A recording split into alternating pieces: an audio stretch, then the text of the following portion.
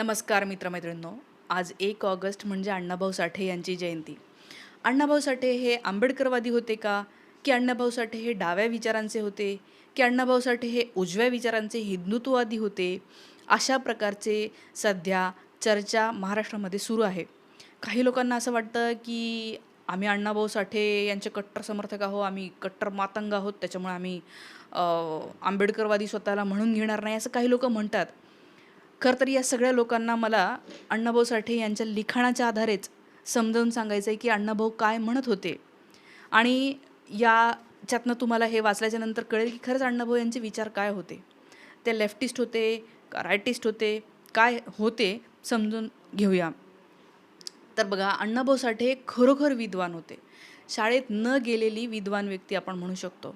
म्हणजे त्यांनी शाळेमध्ये जाऊन अक्षर ओळख नसेल केली, परंतु दुकानावरच्या पाट्या वाचून त्यांनी अक्षर ओळख करून घेतली आणि त्याच्या आधारावर अण्णाभाऊ साठे यांनी 35 कादंबऱ्या लिहिल्या. विचार करा, शाळेत न गेलेला मुलगा 35 कादंबऱ्या लिहितो, शेकडो लेख लिहितो, छक्कड लिहितो, स्फुटकथा लिहितो, स्फुटकाव्य लिहितो, काय काय अनेक गोष्टी यांनी लिहिलेल्या आहेत. आणि या सगळ्या लिखाणावरून काय लक्षात येतं माहिती आहे? अण्णाभाऊ साठे हे डॉक्टर बाबासाहेब आंबेडकर यांचे निस्सीम समर्थक होते. अण्णाभाऊ साठे हे बाबासाहेब आंबेडकर यांच्या मार्गाने चालणारे होते. तुम्हाला अण्णाभाऊ साठे यांची प्रसिद्ध असलेली फकीरा कादंबरी माहिती असेल. या कादंबरीला राज्य शासनाचा पुरस्कार मिळालेला आहे. अनेक अभ्यासक्रमांमध्ये, शाळेच्या कॉलेजेसच्या अभ्यासक्रमामध्ये फकीरा कादंबरी आहे. इवन UPSCला सुद्धा अनेकदा फकीरावर अण्णाभाऊ साठेशी संबंधित प्रश्न आलेले आहेत. या फकीरा कादंबरीची अर्पणपत्रिका कोणाला वाहिलेली आहे माहिती आहे? म्हणजे ही कादंबरी कोणाला अर्पण केली आहे माहिती आहे? अण्णाभाऊ साठे यांनी. बघा, हे पान तुम्हाला दाखवते. डॉक्टर बाबासाहेब आंबेडकरांना अर्पण केलेली आहे ही कादंबरी. काय लिहिलं आहे अर्पणपत्रिकेत? डॉक्टर बाबासाहेब आंबेडकर यांच्या झुंजार लेखणीस, असं लिहित आहेत अण्णाभाऊ. म्हणजे थोडक्यात डॉक्टर बाबासाहेब आंबेडकर यांची जी लेखणी आहे, त्या लेखणीमधून जे जे साहित्य बाहेर आलं आहे, जे विचार बाहेर आले, जो झुंजारपणा, जो लढाऊपणा बाहेर आलेला आहे, त्या बाण्याला मी सलाम करतो आणि मला ते सगळं पटतंय म्हणून म्हणले झुंजार लेखणीस. पूर्ण कादंबरी अर्पण केलेली आहे. याच्यावरनं काय लक्षात येतं आहे की अण्णाभाऊ साठे यांनी आपल्याला रस्ता दाखवला आहे, कोणाच्या विचारांनी चालायचं आहे. अण्णाभाऊंच्या विचारांनी तर चालायचंच आहे, पण अजून काही गोष्टींसाठी मार्गदर्शक म्हणून बाबासाहेबांकडेच आपल्याला बघावं लागणार आहे. हे अण्णाभाऊंच्या या लेखनातून दिसते. त्यामुळे जेव्हा एखादी व्यक्ती मी आंबेडकरवादी मातंग आहे असं म्हणते, तेव्हा ती खरीखुरी अण्णाभाऊ साठे यांची समर्थक असते. पण तुम्ही आज सत्तेत बसलेल्या लोकांच्या प्रभावामध्ये येऊन जर स्वतःला हे म्हणत असाल की मी कट्टर मातंग आहे, मी हिंदुत्ववादी आहे किंवा हिंदू धर्माचं रक्षण करणार आहे, हे बघा, तुम्हाला कुठला धर्म आवडणं ही गोष्ट वेगळी आहे. पण मग निदान तुम्ही अण्णाभाऊ साठेंचे समर्थक आहे असं नका म्हणू. कारण अण्णाभाऊ साठे हे डाव्या विचारांचे होते. जातीव्यवस्था आणि या सगळ्या तेव्हाच्या सगळ्या परिस्थितीतून बाहेर येण्यासाठी, लोकांना जनजागृती करण्यासाठी म्हणून लाल बावटा कला पथक सुरू केलेलं होतं. त्यांना लोकशाहीर म्हणलं का? कारण त्यांनी शाहीर होते ते. अनेक छक्कड लावण्या लिहिल्या, ते गायचे. संयुक्त महाराष्ट्र चळवळीमध्ये खूप मोठं योगदान आहे त्यांचं. मुंबई महाराष्ट्रापासून वेगळी होणार होती. महाराष्ट्र वेगळा होताना महाराष्ट्र स्वतंत्र महाराष्ट्र, मराठी लोकांचा महाराष्ट्र म्हणून जो एक मोठा लढा आपण महाराष्ट्रीयन मराठी लोकांनी दिला आहे, त्याच्यामध्ये अण्णाभाऊ साठे यांचं खूप मोठं योगदान आहे. आणि कधीही अण्णाभाऊ, तुम्ही माझी मैना गावावर राहिली, माझ्या जीवाची होती या काहिली, हे जे छक्कड हे कशासाठी आहे? हे मुंबईला उद्देशून लिहिलेलं आहे. आणि तुम्ही त्याचं वर्णन बघा, आज नक्की ऐका तुम्ही ते, तुम्हाला कळेल अण्णाभाऊंना काय म्हणायचं आहे. अण्णाभाऊ साठे हे जर कट्टर हिंदुत्ववादी असते तर त्यांनी हे कधी म्हटलं असतं का की ही पृथ्वी शेषनागाच्या मस्तकावर नाही तर कष्टकऱ्यांच्या हातावर वसलेली आहे? अण्णाभाऊंनी हे जे नॅरेशन आहे, ही जी कहाणी आहे ना, की आपल्याला जे अनेक कथांमधून सांगितलं आहे ना, वेगवेगळे जे सप्ताह होतात गावागावांमध्ये, बाबा बुवा येतात, ते सांगतात ही आपली पृथ्वी शेषनागाच्या मस्तकावर तरलेली आहे. अण्णाभाऊंनी डायरेक्ट डिस्कार्ड केलं याला. काही शेषनागाच्या वगैरे मस्तकावर नाही, ही पृथ्वी, हे जग शेषनागाच्या मस्तकावर नसून कष्टकऱ्यांच्या, कामगारांच्या आणि दलितांच्या हातावर वसलेली आहे. हातावर म्हणजे काय, तर यांच्या कष्टामुळे ही तयार झाली आहे.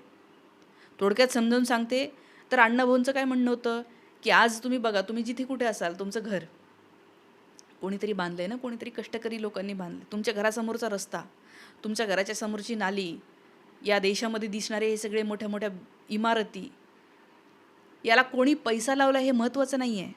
सगळ्यात महत्त्वाचं आहे हे उभारले या लोकांनी.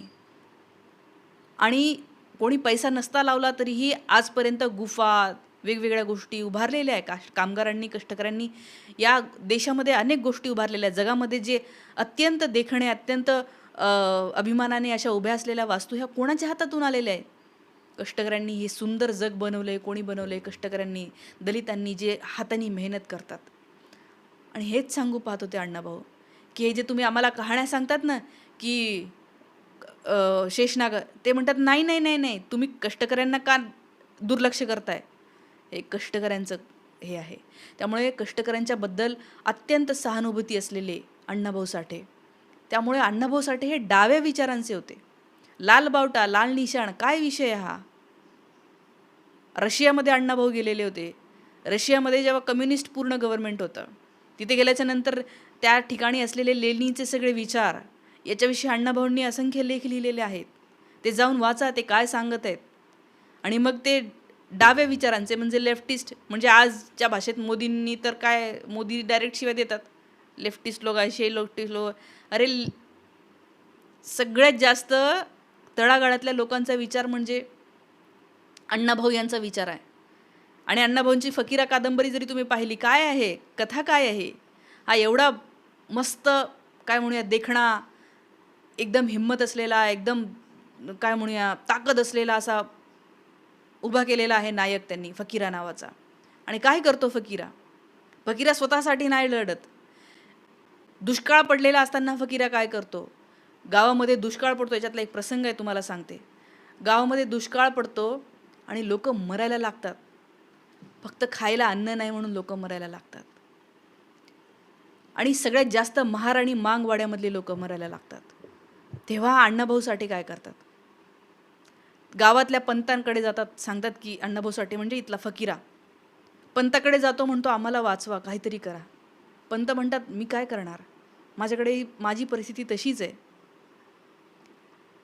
फकीराला असं वाटतं की अरे आपल्याला नाही कोणी हे करणारं. पण पंत म्हणलेले असतात की तुम्ही जगा, तुम्ही मरू नका, कुत्र्यासारखे मरू नका, लढून मरा. हा फकीरा म्हणतो ओके ठीक आहे.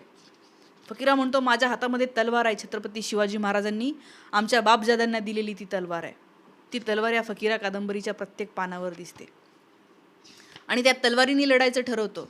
मग काय करता येईल? उपासमार होते, धान्य नाही आहे, इंग्रजांची सत्ता आहे, सरकार ऐकत नाही आहे, सरकार मदत पोहोचवत नाही आहे. मग फकीराला कळतं की एका ठिकाणी मठ आहे, त्या मठामध्ये सगळीकडे जे आहे ते धान्याच्या कणग्या भरलेल्या आहेत. मग सगळे गावकरी काय ठरवतात की ह्या मठामध्ये जायचं आणि हे धान्यांनी भरलेल्या ज्या कणग्या आहेत त्या उचलून आणायच्या. तो मठ आहे माळवाडीचा मठ. ह्या मठामध्ये सगळे गावकरी मिळून जातात. ते धान्य कणग्या सगळे घरी घेऊन येतात. घरी घेऊन आल्याच्यानंतर वाक्य एक, ज्याच्यातनं 100% कळतं की अण्णाभाऊ साठे डाव्या विचारांचे होते. बघा पेज नंबर 118. काय त्यांचा मित्र म्हणतो की दाजी हे दाणं कसं वाटावं, हे भेटलेलं जे धान्य आहे ते कसं वाटायचं आपण? फकीरा म्हणतंय एक दाणा गैर वाटू नका, एकही दाणा चुकीचा, एकही दाणा कोणाला जास्त नका, सगळ्यांना. बघा फकीरा म्हणतात डाव घ्या आणि डावीनं सारखं वाटा, एकसारखं वाटा म्हणतो हा फकीरा. फकीरा हे म्हणत नाही की आपण 4 लोकांनी प्लॅन बनवला, आपण 4 लोक गेलो, तिथं पुढे होतो, आपण सगळ्यांनी धाक बसवला, आपण आणि आपल्यामुळे जे आहे ते हे धान्य सगळ्यांना मिळालं, त्याच्यामुळे आपण 4 लोक जास्त घेऊ किंवा माझ्या घरी जास्त द्या, बाकीच्यांना मग, असं म्हणत नाही फकीरा. फकीरा म्हणतो सारखं वाटा, एक दाना एक माणसाला एक दिवस जगवील. सगळ्यांना सारखं वाटा हा विचार कोणाचा आहे? हा विचार त्याच बाबासाहेबांच्या लेखणीतला विचार आहे. हा विचार तोच डावा विचार आहे जो सांगतो सगळ्यांना एकसारखं मिळालं पाहिजे. कोणी मोठा धनदाटगा झाला म्हणून काय त्या हे झालं, हे सगळ्यांचं आहे. या पृथ्वीवरची संपत्ती ही सगळ्यांची आहे आणि त्याच्यामुळे आपण सगळ्यांनी मिळून राहूया, सगळ्यांनी सोबत राहूया, सगळ्यांनी. हे आहे ते. अण्णाभाऊ साठे हे कॉम्रेड अण्णाभाऊ साठे होते. त्यांना कॉम्रेड म्हणल्याशिवाय थांबायचं नाही. कॉम्रेड होते ते. कॉम्रेड म्हणजे सर्वांना सारखं मिळावं असा विचार असणारा एक अत्यंत धीराचा माणूस, इतका विद्वान माणूस. अण्णाभाऊ साठेंच्या नावाने एक तारा आहे, रशियामध्ये त्यांचा पुतळा आहे. इतका विद्वान माणूस. आणि त्यांना अशा एखाद्या छोट्याशा कुठल्या तरी कट्टर विचारामध्ये अडकवू नका. तुम्ही हे सगळं त्यांचं वाचल्यावर तुम्हाला कळेल की ते अरे मठ लुटलाय त्यांनी. ह्याच्यातल्या जो पात्र आहे तो. आणि तुम्ही काय म्हणता बरं, तेवढंच नाही, पुढे गेल्याच्या नंतर अजून एका ह्याच्यामध्ये जे आहे ते म्हणजे अटक होतं त्याच्यामध्ये, तरी पण ते जातात पुढे. परत अजून एक गोष्ट, अजून एक खजाना जो आहे तो घेऊन तो इथल्या लोकांना सगळ्यांना वाटून देतो. तो स्वतःसाठी नाही लुटत, स्वतःच्या लेकरांसाठी नाही, तो सगळ्यांसाठी करतो. तो फकीरा आहे, तो नायक आहे. तो सांगतो की नायक म्हणजे काय, लीडर म्हणजे काय, जो सगळ्यांचा विचार करतो. अण्णाभाऊंच्या अनेक कादंबऱ्यांमधनं हेच विचार आहेत. कष्टकरी, कामगार, सगळ्यात जास्त पिचलेले लोक, त्यांचं जगणं आणि ते किती न्यायाने लढणारे आहेत. न्यायाने लढण्याची त्यांची प्रेरणा काय आहे, ते किती मरायला सुद्धा घाबरत नाहीत ते लोक. फकीरा म्हणतो की अरे काहीही होवो, आम्ही कुत्र्यासारखं नाही मरणार, आम्ही लढून आमच्या हक्काचं जे आहे ते आम्ही घेऊन हे करणार आहे.